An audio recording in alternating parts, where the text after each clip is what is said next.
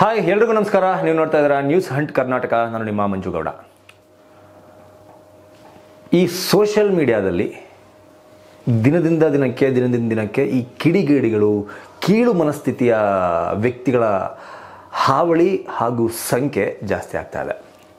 ಇವರಿಗೆ ಅವರ ಮುಖನ ತೋರಿಸ್ಕೊಂಡು ಮಾತನಾಡುವ ಯೋಗ್ಯತೆ, ಅರ್ಹತೆ, ತಾಕತ್ತು, ದಮ್ಮು ಇರೋದಿಲ್ಲ. ಯಾಕಂದರೆ ಇವರೆಲ್ಲ ಫೇಕ್ ಅಕೌಂಟ್ಗಳನ್ನು ಕ್ರಿಯೇಟ್ ಮಾಡಿಕೊಂಡು ಯುದ್ಧ ಮಾಡುವ ಮಹಾಶೂರರು. ಇವ್ರಿಗೆ ಮುಖ ತೋರಿಸ್ಕೊಂಡು ಮಾತಾಡೋ ಯೋಗ್ಯತೆ ಇರೋದಿಲ್ಲ. ನಾನು ಯಾರ ಬಗ್ಗೆ ಮಾತಾಡ್ತಿದ್ದೀನಿ ಅಂತ ಹೇಳಿದ್ರೆ, ಗಜಪಡೆ ಎನ್ನುವ ಒಂದು ಟ್ವಿಟರ್ ಅಕೌಂಟ್ನಲ್ಲಿ ಒಂದು ಪೋಸ್ಟ್ ಆಗುತ್ತೆ. ಏನು ಪೋಸ್ಟ್ ಅಂದರೆ, RCB ಸೋಲೋದಕ್ಕೆ ಅಶ್ವಿನಿ ಪುನೀತ್ ರಾಜ್ಕುಮಾರ್ ಅವರು ಕಾರಣ. ಅದಕ್ಕೆ ಅವರು ಪೋಸ್ಟ್ ಬರೆದು ಹಾಕ್ತಾರೆ. ಏನಂತ ಬರೆದು ಹಾಕ್ತಾರೆ ಅಂತಂದರೆ, ಶುಭ ಕಾರ್ಯಕ್ಕೆ ಮುತ್ತೈದೆಯರನ್ನು ಕರೀಬೇಕು, ಗಂಡಸತ್ತ ಮುಂಡೆಯರನ್ನು ಕರೀಬಾರ್ದು.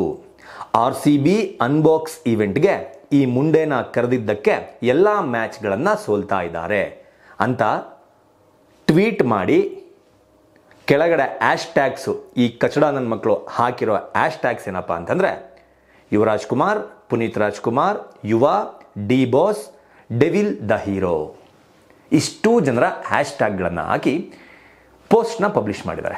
ಈ ಪೋಸ್ಟು ಪಬ್ಲಿಷ್ ಆದಮೇಲೆ ಎಲ್ಲ ಕಡೆ ವೈರಲ್ ಆಗೋದಕ್ಕೆ ಸ್ಟಾರ್ಟ್ ಆಯಿತು. ಈವನ್ ಈ ಪೋಸ್ಟ್ ವಿಚಾರ ಚಾಲೆಂಜಿಂಗ್ ಸ್ಟಾರ್ ದರ್ಶನ್ ಅವರ ಕಿವಿಗೂ ಕೂಡ ಬಿತ್ತು.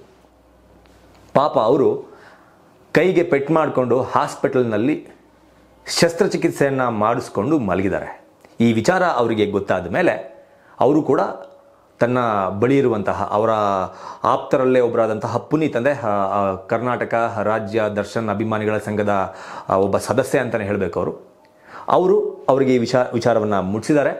ಆ ವಿಚಾರ ದರ್ಶನ್ ಅವರ ಕಿವಿಗೆ ಬಿದ್ದ ನಂತರ ಅವರು ಯಾರಿವನು ಹುಡುಕಿ, ಇಂತಹ ಮನಸ್ಥಿತಿಗೆ ಯಾವುದೇ ಕಾರಣಕ್ಕೂ ಯಾರೂ ಹೋಗಬಾರ್ದು, ನಾನು ಪದೇ ಪದೇ ಹೇಳ್ತಾ ಇದ್ದೀನಿ, ಬೇರೆ ಹೀರೋಗಳ ವಿಷಯಕ್ಕೆ ದರ್ಶನ್ ಅಭಿಮಾನಿಗಳು ಹೋಗೋದು ಬೇಡ. ಸಿನಿಮಾ ರಿಲೀಸ್ ಆದಾಗ ಮಾತಾಡಿ, ಸಿನಿಮಾನ ಪ್ರಮೋಟ್ ಮಾಡಿ, ಒಳ್ಳೆ ಕೆಲಸಗಳನ್ನು ಮಾಡಿ ಅಂತ ಮಾತ್ರ ಹೇಳ್ತಾ ಇದ್ರು ಕೂಡ ಈ ಥರದ್ದನ್ನು ಪದೇ ಪದೇ ಯಾಕೆ ಮಾಡ್ತಾ ಇದ್ದಾರೆ ಅಂತ ದರ್ಶನ್ ಅವರು ಕೂಡ ಬೇಜಾರು ಮಾಡಿಕೊಂಡಿದ್ದಾರೆ ಅನ್ನೋದು ಅವರ ಆಪ್ತ ವಲಯದಲ್ಲೇ ಇರುವ ಪುನೀತ್ ಅವರ ಕಡೆಯಿಂದ ಗೊತ್ತಾಗಿದೆ.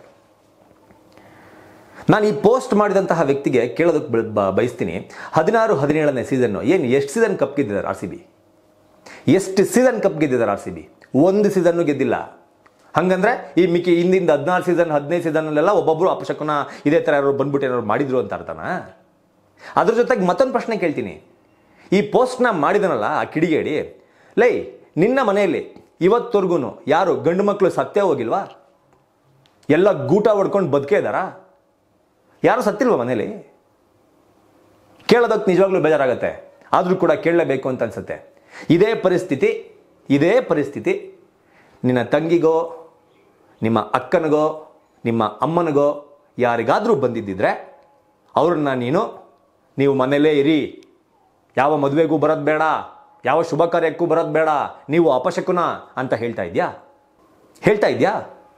ಸಾಧ್ಯ ಇದೆಯಾ ಅದು?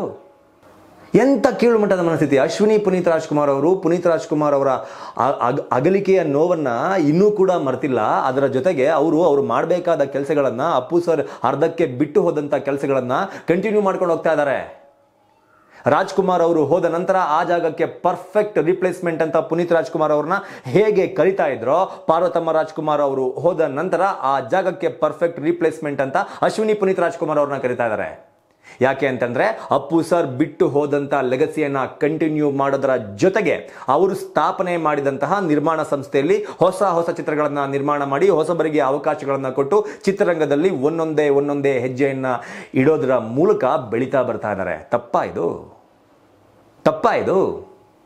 RCB ಟೀಮ್ ಮ್ಯಾನೇಜ್ಮೆಂಟು ಅನ್ಬಾಕ್ಸಿಂಗಿಗೆ ಯಾರನ್ನ ಗೆಸ್ಟ್ ಆಗಿ ಕರಿಬೇಕು ಅನ್ನೋದು ಅವ್ರಿಗೆ ಬಿಟ್ಟಿದ್ದು, ಯಾರ ಹತ್ರ ಪ್ರಮೋಷನಲ್ ಆ್ಯಡ್ ಮಾಡಿಸ್ಬೇಕು ಅನ್ನೋದು ಅವ್ರಿಗೆ ಬಿಟ್ಟಿದ್ದು, ಯಾವೆಲ್ಲ ಸೆಲೆಬ್ರಿಟಿಗಳ ಹತ್ರ ಕ್ಯಾಂಪೇನ್ ಮಾಡಿಸ್ಬೇಕು ಅನ್ನೋದು ಅವ್ರಿಗೆ ಬಿಟ್ಟಿದ್ದು.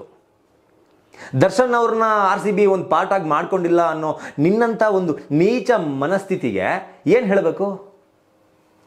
ಈಗ ಮುಂದಿನ ಸಾರಿ ದರ್ಶನ್ ಅವರೇ ಬ್ರ್ಯಾಂಡ್ ಅಂಬಾಸಿಡರ್ ಆದ್ರು ಅಂತಾನೆ ಇಟ್ಕೊಳ್ಳೋಣ, ಅವಾಗಲೂ RCB ಹಿಂಗೆ ಸೋಲ್ತು ಅಂತಾನೆ ಇಟ್ಕೊಳ್ಳೋಣ, ಅವಾಗ ಏನು ಹೇಳ್ತೀಯಾ? ಇಂಥ ಕೀಳು ಮಟ್ಟದ ಮನಸ್ಥಿತಿಯನ್ನು ಬಿಡಿ. ಉದ್ಧಾರ ಆದರೂ ಆಗ್ತೀರಾ? ಏನದು ಪದ ಬಳಕೆ? ಎಲ್ಲದರಲ್ಲೂ ಬ್ಲರ್ ಮಾಡಿ ತೋರಿಸ್ತಿದ್ದಾರೆ. ನನಗೆ ಬ್ಲರ್ ಮಾಡಿ ತೋರಿಸೋದಕ್ಕೆ ಇಷ್ಟ ಇಲ್ಲ. ಏನು ಅಂದಿದ್ದಾರೆ ಅದನ್ನ ಹಂಗೆ ತೋರಿಸ್ಬೇಕು. ನಿಮ್ಗಳಿಗೆ ಗೊತ್ತಾಗೋದೇ ಆದರೂ ಯಾವಾಗ? ಜನಗಳಿಗೆ ಗೊತ್ತಾಗಬೇಕು ಏನಂತ ಬೈದಿದ್ದಾರೆ. ಬ್ಲರ್ ಮಾಡಿದ್ರೆ ಏನು ಗೊತ್ತಾಗುತ್ತೆ? ಎಂಥ ಕೀಳು ಮಟ್ಟಕ್ಕೆ ಒಂದು ನಟನ ಹೆಸರನ್ನ ಹೇಳ್ಕೊಂಡು ಕೀಳು ಮಟ್ಟಕ್ಕೆ ಕೆಲವರು ಅಭಿಮಾನಿಗಳು ಅಂತ ಹೇಳ್ಕೊಂಡು ಇಳಿದಿದ್ದಾರೆ ಅನ್ನೋದು ಗೊತ್ತಾಗಬೇಕು, ಎಲ್ರಿಗೂ ಗೊತ್ತಾಗಬೇಕು. ಇಂತಹ ಅಭಿಮಾನಿಗಳ ಅವಶ್ಯಕತೆ ಚಾಲೆಂಜಿಂಗ್ ಸ್ಟಾರ್ ದರ್ಶನ್ ಅವ್ರಿಗೂ ಇಲ್ಲ. ಹೇಳಿದರಂತೆ ಅವರು ಕೂಡ ಹುಡುಕಿ ಅವನು ಯಾರು ಅಂತ ಸಿಗಬೇಕು, ಕೈಗೆ ಗೊತ್ತಾಗುತ್ತೆ ಅಪಶಕುನ ಯಾರು ಅನ್ನೋದು ಅವಾಗ ಗೊತ್ತಾಗತ್ತೆ. ಈಗ ಇದನ್ನ ವಿರೋಧಿಸಿ ಇಡೀ ಕರ್ನಾಟಕದ ಆದ್ಯಂತ ಒಂದಷ್ಟು ಚಳುವಳಿಗಳ ರೂಪದಲ್ಲಿ ಸೋಷಿಯಲ್ ಮೀಡಿಯಾದಲ್ಲಿ ಎಲ್ಲ ಹ್ಯಾಶ್ ಟ್ಯಾಗ್ಗಳಾದರೂ ಆಗಿರ್ಬೋದು, ಅವ್ರನ್ನ ಅರೆಸ್ಟ್ ಮಾಡಬೇಕು, ಕಂಪ್ಲೇಂಟ್ ಕೊಡಬೇಕು ಅನ್ನುವ ಕೂಗು ಎಲ್ಲ ಕಡೆ ಎದ್ದಿದೆ. ಈ ವಿಚಾರವಾಗಿ ಕಂಪ್ಲೇಂಟು ಕೂಡ ಆಲ್ರೆಡಿ ಕೊಟ್ಟಾಗಿದೆ. ದಯಮಾಡಿ ಪೊಲೀಸ್ನವರು ಈ ಕಡೆ ಗಮನವನ್ನು ಹರಿಸಿ ಇಂಥವರ ಹೆಡೆಮುರಿಯನ್ನ ಕಟ್ಟಬೇಕು, ಇಂಥವರ ಬಾಯಿಗೆ ಬೀಗ ಹಾಕುವಂಥ ಕೆಲಸವನ್ನ ಮಾಡಬೇಕು. ಇಲ್ಲ ಅಂದರೆ ನಟರ ನಡುವೆ ತಂದಿಕ್ಕಿ ತಮಾಷೆ ನೋಡ್ತಾರೆ. ಈ ಕಿಡಿಗೇಡಿ, ಈ ದುಷ್ಟ ಈ ಪೋಸ್ಟ್ ವೈರಲ್ ಆಗ್ತಾ ಇದ್ದಂಗೆ ಏನು ಮಾಡಿದ್ದಾನೆ, ಆ ಗಜಪಡೆ ಅಂತ ಇತ್ತಲ್ಲ ಆ ಪೇಜ್ ನೇಮು, ಅದನ್ನ ಚೇಂಜ್ ಮಾಡಿಬಿಟ್ಟು ಅಂತ ಹಾಕೊಂಡಿದ್ದಾನೆ. ಅಷ್ಟೊಂದು ಚರ್ಬಿ, ಅಷ್ಟೊಂದು ಧೈರ್ಯ ಇಲ್ಲ ಅಂದಮೇಲೆ, ನಾನೇ ಮಾಡಿದ್ದು ಅಂತ ಹೇಳ್ಕೊಳ್ಳೋಕೆ ಚರ್ಬಿ ಧೈರ್ಯ ಇಲ್ಲ ಅಂದಮೇಲೆ ಯಾಕೆ ಮಾಡಬೇಕು ಅಂತ? ಏನು ಸುದೀಪ್ ಸರ್ ಹೆಸರು ಇದರಲ್ಲಿ ತಂದು ಟ್ಯಾಗ್ ಮಾಡಿಬಿಟ್ರೆ? ಇದು ನೋಡಿ, ಈ ಪೋಸ್ಟ್ ನೋಡಿ, ಮೊದಲು ಗಜಪಡೆ ಅಂತಿರುತ್ತೆ, ಆ ಪೇಜ್ ನೇಮ್ನ ಚೇಂಜ್ ಮಾಡಿಬಿಟ್ಟು ಅದಕ್ಕೊಂದು ಸುದೀಪ್ ಸರ್ದು ಪ್ರೊಫೈಲ್ ಫೋಟೋ ಹಾಕ್ಬಿಡೋದು. ಯಾಕೆ? Appu sir fans, Sudeep sir fans ಕಿತ್ತಾಡ್ಕೊಂಡ್ಬಿಡ್ಲಿ ಅಂತ. ಅದಕ್ಕೆ ಸುದೀಪ್ ಸರ್ ಅಭಿಮಾನಿಗಳು ಕೂಡ ಸರಿಯಾದ ಉತ್ತರವನ್ನು ಕೊಟ್ಟಿದ್ದಾರೆ. ಇವೆಲ್ಲ ನಮ್ಮ ಹತ್ರ ಬೇಡ ಅಂತ ಅವನು ಮೊದಲು ಮಾಡಿದ ಪೋಸ್ಟ್ನ ಸ್ಕ್ರೀನ್ಶಾಟ್ ಅನ್ನು ಇಟ್ಕೊಂಡಿದ್ದಾರೆ. ಒಂದು ಕಂಪ್ಲೇಂಟ್ ಅನ್ನ ಅವರು ಕೊಡೋದಕ್ಕೆ ಮುಂದಾಗಿದ್ದಾರೆ. ಈತ ಎಲ್ಲಿಯವನು ಗೊತ್ತಿಲ್ಲ, ಈತ ಹೇಗಿದ್ದಾನೆ ಗೊತ್ತಿಲ್ಲ, ಈತ ಏನು ಮಾಡ್ತಿದ್ದಾನೆ ಗೊತ್ತಿಲ್ಲ. ಆದರೆ ಅವನನ್ನು ಮಾತ್ರ ಒಂದು ಸಲ ಹಿಡಿದು ಪೊಲೀಸ್ ಸ್ಟೇಷನ್ಗೆ ಕರೆದುಕೊಂಡು ಬಂದು ಕೂರಿಸಿ ಸರಿಯಾಗಿ ಕೊಡಬೇಕು. ಇನ್ನೊಂದ್ಸಲಿ ಈ ಥರದ್ದು ಟೈಪ್ ಮಾಡೋದಕ್ಕೆ ಬೆರಳಿನ ತುದಿಗಳು ನಡುಗಬೇಕು, ಹಂಗೆ ಕೊಡಬೇಕು ಅವ್ರಿಗೆ. ಇದರ ಜೊತೆಗೆ ದರ್ಶನ್ ಸರ್ ಇವಾಗ ಅವ್ರಿಗೆ ಆ ಡೆವಿಲ್ ಚಿತ್ರದ ಶೂಟಿಂಗ್ನಲ್ಲಿ ಫೈಟಿಂಗ್ ಸೀಕ್ವೆನ್ಸ್ನಲ್ಲಿ ಭಾಗವಹಿಸುವಾಗ, ರಾಮ್ ಲಕ್ಷ್ಮಣ್ ಅವರು ಕಂಪೋಸ್ ಮಾಡ್ತಂತಹ ಫೈಟಿಂಗ್ ಸೀಕ್ವೆನ್ಸ್ನಲ್ಲಿ ಭಾಗವಹಿಸುವಾಗ ಮೇಲಿಂದ ಬಿದ್ದಾಗ ಅವರು ಕೈಯನ್ನು ಕೊಟ್ಟಿದ್ದಾರೆ. ಹಾಗಾಗಿ ಕೈ ಸ್ವಲ್ಪ ಫ್ರ್ಯಾಕ್ಚರ್ ಆಗಿದೆ. ಅದರ ಸಲುವಾಗಿ ಅವರು ಇವತ್ತು ಆಪರೇಷನ್ನ ಮಾಡಿಸ್ಕೊಂಡು ಹಾಸ್ಪಿಟಲ್ನಲ್ಲಿ ವಿಶ್ರಾಂತಿಯನ್ನು ಪಡೆದುಕೊಳ್ತಾ ಇದ್ದಾರೆ. ದಯಮಾಡಿ ಅವರು ಕೂಡ ಡಿಸ್ಚಾರ್ಜ್ ಆಗಿ ಹೊರಗಡೆ ಬಂದ ತಕ್ಷಣ ಈ ವಿಷಯವಾಗಿ ಒಂದಷ್ಟು ತಿಳುವಳಿಕೆಗಳನ್ನು ಕೆಲವು ಅಭಿಮಾನಿಗಳಿಗೆ ಕೊಡಬೇಕು. ಅಂದರೆ ಅವರು ನಿಮ್ಮ ಅಭಿಮಾನಿನೋ ಅಲ್ವೋ ಗೊತ್ತಾಗ್ತಿಲ್ಲ. ಇನ್ನು ಮೇಲ್ನೋಟಕ್ಕೆ ದರ್ಶನ್ ಅವರ ಹೆಸರನ್ನು ಯೂಸ್ ಮಾಡಿಕೊಂಡೆ ಅದನ್ನು ಆ ಟ್ವೀಟನ್ನು ಮಾಡಿರುವಂಥದ್ದು. ಅದು ದರ್ಶನ್ ಸರ್ ಅವರ ಗಮನಕ್ಕೆ ಬಿದ್ದಾಗ ಅವರು ಕೂಡ ಸಿಡಿಮಿಡಿಗೊಂಡು ಅವರು ಕೂಡ ಕೋಪ ಮಾಡ್ಕೊಂಡಿದ್ದಾರೆ ಅನ್ನೋದು ಅವರ ಆಪ್ತ ವಲಯದಿಂದ ಗೊತ್ತಾಗಿರುವಂಥ ವಿಚಾರ, ಪುನೀತ್ ಅವರ ಕಡೆಯಿಂದ ಗೊತ್ತಾಗಿರುವಂಥ ವಿಚಾರ. ಹಾಗಾಗಿ ದಯಮಾಡಿ ಇಂತಹ ಈ ಬೇರೆ ಯಾರದ್ದೋ ಹೆಸರುಗಳನ್ನು ತಗೊಂಬಂದು ಯೂಸ್ ಮಾಡಿಕೊಂಡು ಬೆಂಕಿ ಹಚ್ಚುವ ಕೆಲಸಗಳನ್ನು ಮಾಡ್ತಾರಲ್ಲ, ಅವ್ರನ್ನ ಹಿಡಿದು ಕರೆಸಿ ಬಿಡಿ ಸರ್. ನಾಳೆ ಕೇಳ್ತೀನಿ, ನಿಮಗೆ ಕಷ್ಟನೇ ಅಲ್ಲ ಸರ್, ಅದು ನಿಜವಾಗ್ಲೂ ಕಷ್ಟ ಅಲ್ಲ.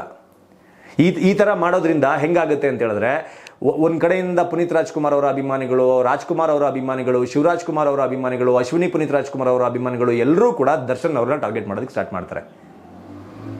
ಅವ್ರು ಏನೂ ಮಾಡಿಲ್ಲ ಅಂತಂದ್ರೂ ಅವ್ರ ಪಾಡಿಗೆ ಅವರು ಹುಷಾರಿಲ್ಲ, ಅವ್ರಿಗೆ ಹಾಸ್ಪಿಟಲಲ್ಲಿ ಮಲಗಿದ್ದಾರೆ ಅಂದರೂ ಕೂಡ ಟಾರ್ಗೆಟ್ ಮಾಡೋದಕ್ಕೆ ಸ್ಟಾರ್ಟ್ ಮಾಡ್ತಾರೆ. ಇವರು ದರ್ಶನ್ ಅವ್ರನ್ನ ಟಾರ್ಗೆಟ್ನ ಮಾಡ್ತಿದ್ದಾರೆ ಅಂತಂದಾಗ ಈ ಕಡೆಯಿಂದ ಇನ್ನೊಂದಷ್ಟು ಜನ ಬರ್ತಾರೆ ಇವ್ರು ಟಾರ್ಗೆಟ್ನ ಮಾಡೋದಕ್ಕೆ.